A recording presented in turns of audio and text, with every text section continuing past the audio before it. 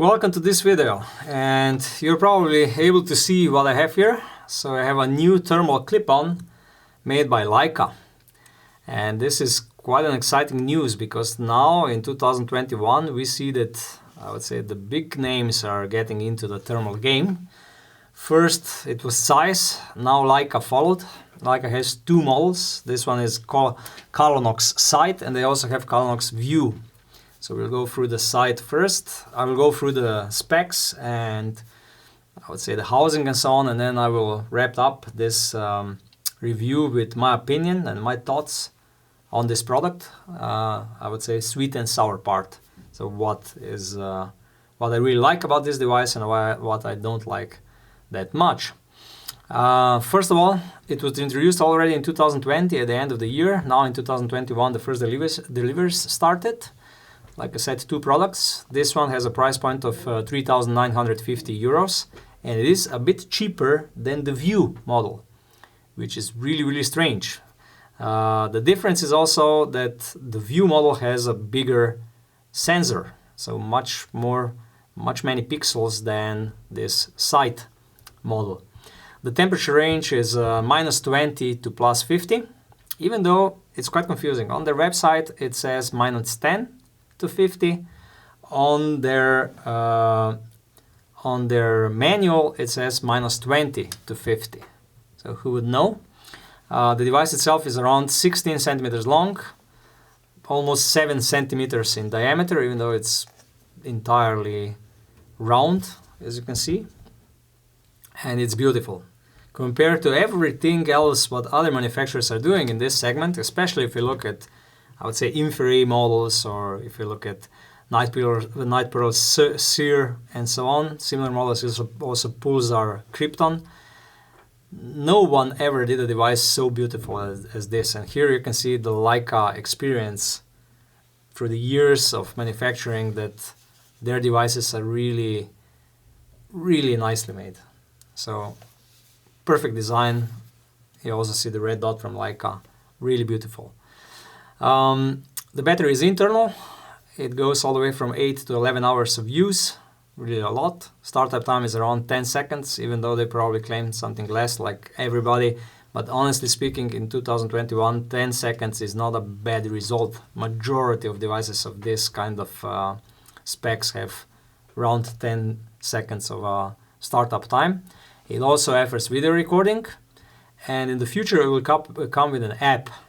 On Leica's webpage, at least now in January 2021, it still shows that the app is not ready yet. I'm sure that it will be very soon. So the housing is internally it's made out of plastic, externally it's made out of really nice rubber, which you probably know from their binoculars. The focusing is on a rotating button in front, and you can see that the lens moves, and you can see that the dimensions of the device change, so the lens goes out a little bit. Look at closely. You see? But it feels really sturdy, high quality, worthy of a Leica badge. And now the biggest surprise of them all, it's made in Germany. It's made in Wetzlar. And this is something what is very different to Zeiss and Limke and everybody else. This device is actually made in Germany, in EU. It has 2 years warranty, but I'm sure also that they will be able to service it even much longer. It has a carrying strap, swivels, or how to say it, and you are able to carry it like a binocular on each side with this strap.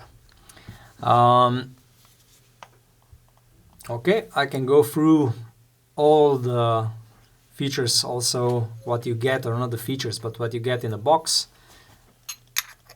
You get a normal cap made out of aluminum. You get a rubber with a thread inside, so that you're able to use this device also as a normal scope, not a clip-on. Charging cable. Nice, I would say, a pouch or a bag made out of silk. Quick guide, lens cleaner, proof of quality, so that each device is checked before it leaves the factory. Sport optics accessory catalog, which is really nice. So Leica is paying attention to all the small bits and pieces you're able to buy for their devices. Really nice that they include this into the package. And you get a longer manual, which holds all the information in it. Carrying pouch with 2 pockets. So a smaller one for accessories and a bigger one for the device. I can say one thing which is sour immediately about the carrying case. It's a little bit too small, especially if you have an adapter on it. If you have an adapter for the scope, let's say Smart Clip or Rusan, it will hardly fit into the bag. So if the bag would be 4 centimeters longer or 2 centimeters longer, everything would be better, at least in my opinion. Okay, now if you go to the sensor is normal vanadium oxide, 388 by 284, 17 microns pixel pitch. That means the difference between 2 pixels, the distance. So some say even pixel size, 17 microns. Refresh rate is 50 Hertz. They are not saying anything about NETD, so who would know? There is an automatic calibration inside, and even though the sensor is the same like in many devices, the image rendering is really, really good. Honestly speaking, when we saw the specs, we thought, oh, it has a small sensor and so on. We were skeptic about the image. When you look through it, you're not skeptic, because the image processing, which Leica also claims that they are doing by themselves, it's perfect. It's one of the best you're able to see. At the back part, there is an OLED display, 1024 by 768 pixels, similar like with many others. And when you put it on a daytime scope, it works all the way up to, I would say, 4 times magnification. Above 4 times is a bit too much. The lens is 42 millimeters, and normally the normal magnification range is it's 1. Even though there is a special mode for handheld use, not on a daytime scope, together with this eyepiece, where you get 2 times magnification. The field of view is 155 meters on 1000 meters, and the range of detection is 2000 meters. So even the sensor is not that big, the range of detection is really, really long. 4 color palettes, this is great. You are also able to use it with glasses when you put the eyepiece on. Even though it's not really the best experience to use this device for observation only, it's better if you put it on a scope. The thread is the same like on DEDAL devices, which is really smart what Leica did, because now that means that all Rusan and all Smart Clip adapters fit perfectly on this thread. So there is a flood of all the options of the adapters on the market. Really, really smart.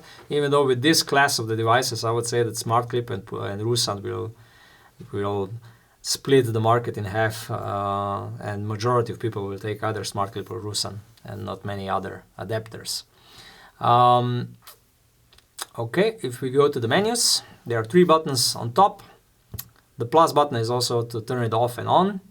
Then you have the menu button and up and down selections. The menus are really easy. There are not too many options, which is really, really good. And through the menu, you're also able to zero the device. So the first time you're using it, it's good to check the zero and to adjust the point of impact so that it corresponds to the point of impact of your scope. It's really easy. You use the heating pads, put it on a target on 100 meters, and it's not a problem to hit it. What is really, I would say, nice is that the adjustment range on this device is really, really big, because majority of thermal clip-ons have like a 40 centimeters by 40 centimeters of adjustment area. This one has like 1 meter per 1 meter, so really, really great. It also offers Wi-Fi connectivity, and in the future when the app will be available, I think it's going to be perfect. It also has an internal memory of 16 gigabytes, and it enables you to take videos and photos. Okay, so if I go through the summary of everything, and if I go through the suite, what I like about this device, and if I go through, and later I'll go through all dislikes of this device. So first of all, what I like about this device is definitely the fit and finish. It's the best I have seen in this category. Even though it's made out of plastic and rubber, it's really, really nice. Sometimes even high quality magnesium housings of, let's say, Pulsar, they don't look that nice, even though they're really, magnesium is a high quality material. I also like about this device is the actual design, how it's made. It's just like it's like a small tube with nothing, I would say nothing what would interfere into its design. Really nice. Focusing ring feeling and how it works, it's also very nice. Image rendering. For the sensor, which is not that big, the image rendering is really, really good. I also like this thread for the adapters, that it's standard. So you're able to buy a normal smart clip or Rusan and just put it on. It's really, really easy. I also like the solution for the eyepiece. It's basic and simple, which is very good. So you just, on the normal thread, you put the eyepiece on. Even though, honestly speaking, it would be even better if you would be able to use the eyepiece when the adapter is on the device. I would say this could have been done even better, even though this one is nice. Okay, what I think is also great, ultra clear image mode. When you're looking as a handheld device or using it on a scope, this ultra clear image rendering option is always good to have it on. Device even features a compass. If you need it or not, it can be debatable, but still a nice addition. Why not? Made in Germany. If you compare this to Zeiss, which has their DTI, so digital thermal imager, made in China, and I'm sure that other manufacturers, big brands, will follow also with Chinese products, rebranded. Leica did something much different. I am sure that the sensor and the display and so on also comes from China, but at least 51% of everything else comes from Germany. It's a nice feeling, especially because you can be sure that if they are assembling this device and producing in Germany, they will also have a service in Germany, and that's very important. Okay, now the sour part. What could have been done better? I still think that the sensor size could have been better, bigger, because they have a bigger sensor in Calonox View, and it would be really great if they would use it also in the site. I think that the display resolution should have been bigger, because honestly speaking, when you compare this device with other clip-ons which have a higher resolution of their displays, you see that when you put the device, let's say the normal scope, the daytime scope on 6x magnification, you see the pixels. Like with all clip-ons with 1024 by 768 resolution display. So the display should be bigger, resolution at least. LED indicator. There is no way of knowing that you turned on the device. You have to wait for 10 seconds that the image is shown. And that's a minus. They would need to put a small LED somewhere which shows, okay, now the device is on. Size and weight. The device is not... Okay, the weight is similar like with all other clip-ons, but it feels big. It doesn't feel really compact and small. Even though the design is really nice, it's really, really big and heavy. Lens cap attachment. In most of our testings, it's like this. The lens is like this, always covers a little bit of the lens.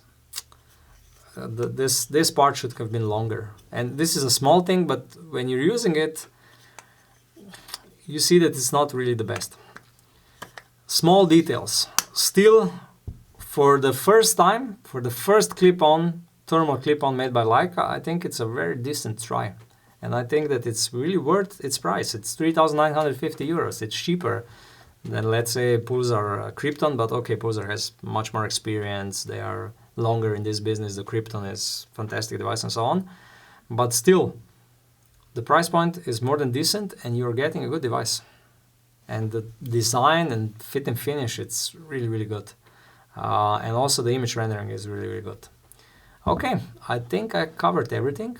I'm not thinking I forgot anything about pluses and minuses. if you notice something that I forgot, send us an email or use comments below.